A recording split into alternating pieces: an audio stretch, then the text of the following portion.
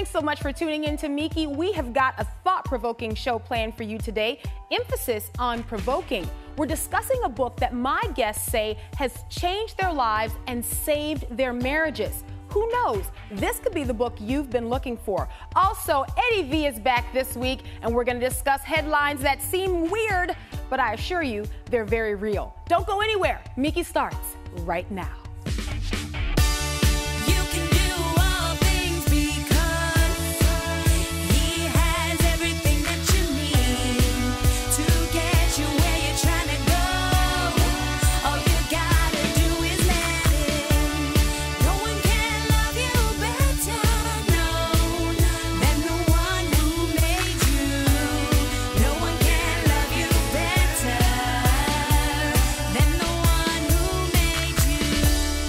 Thanks so much for tuning in to Meeke. I don't know how you feel about your marriage, if you think that it can use some tweaking or maybe some improvement, or maybe you feel like you have a great marriage. Wherever you fall, I encourage you to stick around because that's what we're going to be talking about. My guests today say that this one book has just changed their life, changed their marriage. And it's, you know, it's one of those books that it'll take you a year to get through if you start trying to implement the stuff. So that's coming up later in the show. Before we do that, though, I want to welcome back Eddy V. Where you been? Well, actually, I've been working on a very secretive project for American Family Studios. Ooh. We're working on a movie. Wow. And it's huge. It's going to be huge. Bigger than The Hobbit coming out. You can't bigger tell me than the much Avengers, about it. bigger than Batman, but I can't tell you anything about it. I can't tell you anything about it, but it's going to be the biggest thing to hit the big screen in years. Oh, it's big. Huge? It's big, huge. So no, much, it's not. So much so that it took you away 2 weeks here. Yes. But, you know, it's good to have you back. Well, thank you. Good to be back. So just remember the little people as you get your director's chair and whatever it is you're doing. I don't know. I'll remember the little people when I'm huge. Okay, it's time to talk headlines. All right. In our little segment, No, This Is Real. Now, Ed, you have kids. Yes, Okay, I have two children. Two grown children. Two grown children. My daughter's 29, and she's already started to lie about her age.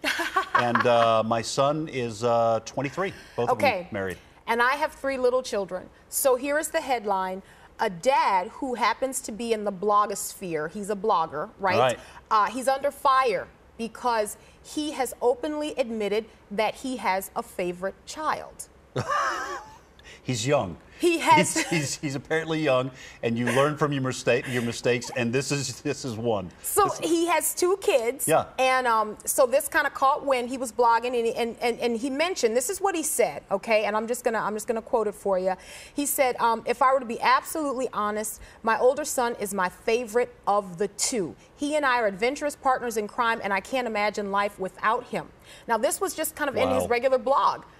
But people are reading this and they say, how dare you? You know, what about your younger son who grows up and then finds this and feels like, you know, my dad doesn't love me? I mean, is this ever okay? No, well, I mean, my own personal opinion. Of course, I don't have a blog, so what do I know? But, you know, when he says, I can't imagine life without him, the implication is, I can't imagine life without my younger son. It's horrible. Take him or leave him. That's the way I feel about him. Right. And I think maybe he is not, I don't know, maybe he's not in tune with his feelings. I hope he's not. Because my 2 kids, and my daughter freely admits, we had more trouble with my daughter as she reached her teenage years than my son. My son was very compliant and, you know, as far as we know, did what we told him. But both of my kids, I never looked at them as a problem child and a good child, or you know, this one is disobedient, the other one's obedient. They both had strengths and weaknesses, and I suppose I'm exposing them. I won't tell you their names. My daughter was always strong-willed, but I saw that as a strength that God just needed to channel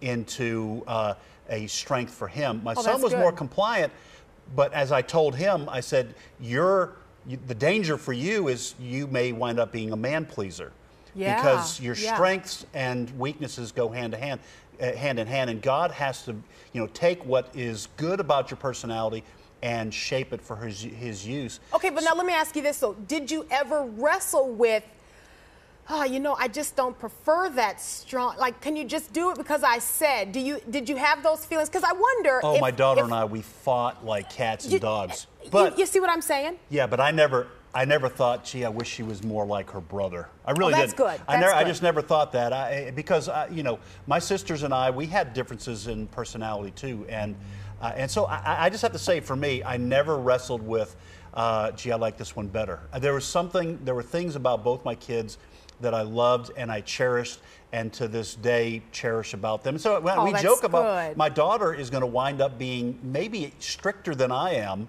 on her kids. And so I've always told God early on. I told him, I said, Lord, I just want to live long enough to get married, you know, and then it was, you know, I want to live long enough to have kids. I want to live. Then it was, I want to live long enough to see them graduate and get married. Now I just want to live long enough to see my daughter have a teenage daughter, and because I just want to see how like strict. vindication. Yeah, or I just want vindication. So I think that he may not understand maybe what he's feeling. Yeah. But sometimes it's just better not to say anything. It's better not to say it now. And just, you know, his wife comes to his defense and says, favorite is a strong word, and she wants to qualify what he means. She says, I think that what he's trying to say is that he has a favorite age. You know, the older son is like 5, and so they can do things together. The younger is a toddler. Yeah. And so when the wife said that, the husband goes, yeah, that's what I meant. Yeah, and the thing is, a toddler you don't have a full expression of personality yet. Not yet. When that toddler gets to have his own personality, I think the dad's going to see things. He'll wind up spinning this somehow. Yeah, well, I think his wife helped him. Yeah. He was like, yeah, what she said. Which That's is what wives often do. Okay, man, Ed, sports are really serious. Sports are a big deal. Are you a huge sports fan or not? Are you? Yeah, I think I don't spend a lot of time, but I'll watch. Have you ever coached? Yes, actually, I have. Okay, have you? Not a paid position. Sure, of course coach. not. No, most people would do it just kind of they're volunteering. Yeah. There needs to be a coach in the neighborhood. Okay, so I got stuck coaching. Let me just put it that way. I've gotten stuck coaching many times. So. You want a therapy session? Is this what I'm hearing? Is this a call for therapy? Nobody else would do it. Hey, how about you? Okay. What was it? What were you coaching? Well, I've coached volleyball for high school girls. Okay. I did a little bit of assistant coaching for basketball, some soccer, that kind of thing. Okay, well, here you go. Baseball coach for 11 to 13-year-olds out of Long Island. He says, apparently was arrested for threatening the coach of the opposing team. Okay. Now, here's the deal, though. It goes a little bit further than that.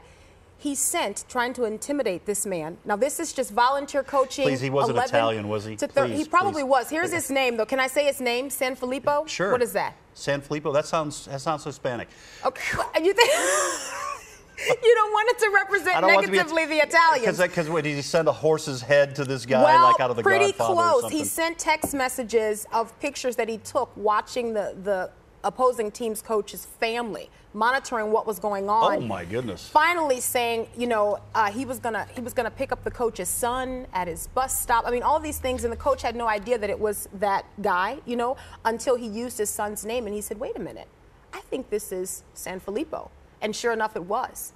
So he's been arrested for like aggravated stalking and aggravated harassment. Something. Yeah, what an aggravation. Aggravated something. But the thing I don't get is it really that serious, Ed? You've coached. I couldn't wrap my head around this. There are lots of stories. They're not rare when coaches get in fights, or you hear about the cheerleader's mom and sometimes I'm sure there's a Hallmark movie about it, or no, it would have to be Lifetime movie or something like that, where didn't one cheerleader's mom murdered, and I think it's a true story, murdered one of the other cheerleaders so her daughter could move up.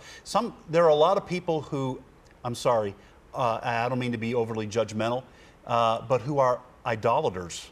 And this is idolatry.